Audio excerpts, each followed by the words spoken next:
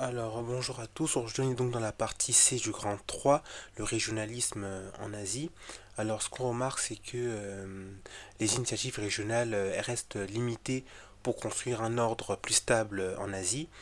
Tout d'abord, il n'y a pas d'intégration régionale au niveau Indo-Pacifique. Il n'y a pas non plus de grandes initiatives régionales en Asie. Enfin, oui, il n'y a pas non plus de grandes initiatives régionales en Asie avant les années 60, dues à la guerre froide et la politique des États-Unis. Il y a eu juste eu des alliances militaires comme celle de l'OTAS en 54, qui était un pacte militaire pro-occidental lors de la guerre froide. Et la seule initiative en fait avant les années 90, ça va être l'ASEAN, qui a été lancée à l'initiative de l'Indonésie et de Singapour en 1967. Et en fait, le régionalisme en Asie, il s'est surtout développé dans les années 90. Ainsi, dès 2015, on parle de près de 225 accords régionaux en Asie. Et c'est pourquoi, dans les années 90, même plus précisément en 95, l'économiste indien Bhagwati, il a parlé de bol de nouilles pour désigner la multiplication désordonnée d'accords régionaux en Asie. On remarque également le développement d'accords pacifiques en Asie, que ce soit la création de l'APEC en 1989 à l'initiative des États-Unis, à l'initiative des États-Unis, qui est en fait l'APEC, c'est un forum de discussion pour favoriser les échanges à l'échelle pacifique. Puis en 2005, on va avoir la création du sommet de l'Asie orientale qui va réunir une vingtaine de pays. Tout d'abord pour renforcer la coopération régionale entre les puissances d'Asie-Pacifique. Également, ce sommet visait à aborder des enjeux communs, que ce soit des enjeux de sécurité économique ou encore des enjeux liés à des défis globaux comme le réchauffement climatique. Et en 95, on avait également eu la création du SAARC, CAARC, pour la coopération entre les pays d'Asie du Sud-Est. En Asie, il y a également la présence d'accords à taille plus réduite, comme des triangles de croissance, qui sont donc des coopérations à trois. En 1989, il va y avoir la création du CIJORI entre Singapour, Johor et Rio, ce qui va permettre à Singapour d'investir dans des pays avec une main-d'œuvre moins chère. Et en 1995, il va y avoir le lancement d'un triangle de croissance entre la Corée du Nord, la Chine et l'Indonésie. On peut également citer un autre accord à taille réduite, comme en 1995 la création de la commission du Grand Mekong entre le Cambodge, le Laos, la Thaïlande et le Vietnam.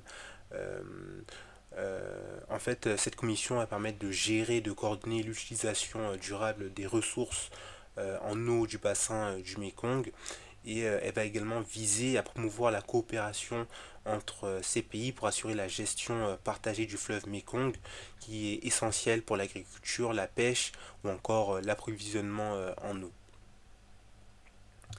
Euh, et en fait, ce développement du régionalisme des années 90, il est surtout dû à la création en fait de l'ASEAN qui va jouer un rôle majeur.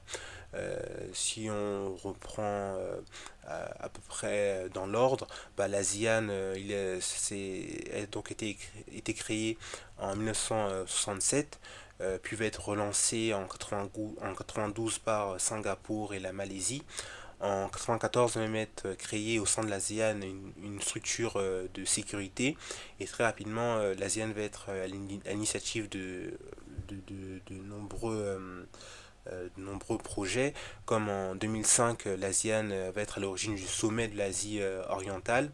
L'ASEAN va également permettre la collaboration entre de nombreux pays. Par exemple, en 97, il va avoir l'ASEAN plus 3, donc une collaboration entre l'ASEAN et trois autres pays qui sont la Chine, le Japon et la Corée du Sud. Cela va permettre une coopération au niveau de l'économie, de la sécurité, etc. Et en 2010, il va même avoir la création d'une zone de libre-échange entre l'ASEAN et la Chine. Et en 96, il va avoir le lancement de l'ASEM, le sommet, c'est en fait le sommet Asie-Europe. Euh, Également, on remarque même que l'ASEAN essaye de renforcer sa coopération intérieure. Il y a l'idée d'une communauté de l'ASEAN qui n'a cessé de se développer.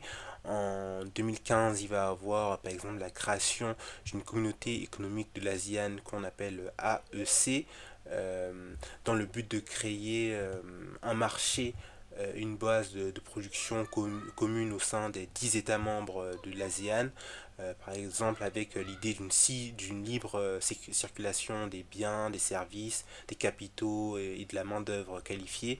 Également l'idée d'attirer des investissements étrangers en facilitant un environnement commercial plus cohérent et compétitif.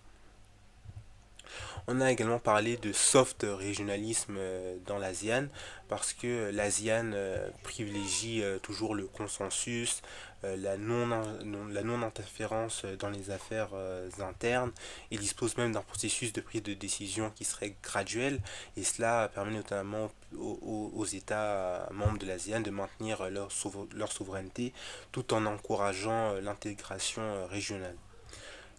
Cependant, cet ASEAN il reste quand même limité. Il y a quand même une limite au niveau de la coopération entre ces États. Bah, tout d'abord, les processus au sein de l'ASEAN, ils sont assez longs. Il a fallu près de 22 ans pour aboutir à une zone de libre-échange dans l'ASEAN. Également, il y a une limite même il limite la politique sécuritaire de l'ASEAN qui est incapable de condamner la Chine en mer de Chine méridionale. Également, on remarque une stagnation du commerce interne de l'ASEAN aux environs de un quart, ce qui montre qu'ils ne commercent pas assez entre eux. Et en plus de cela, les positions de l'ASEAN sont souvent dépendantes des agirs des autres grandes puissances régionales.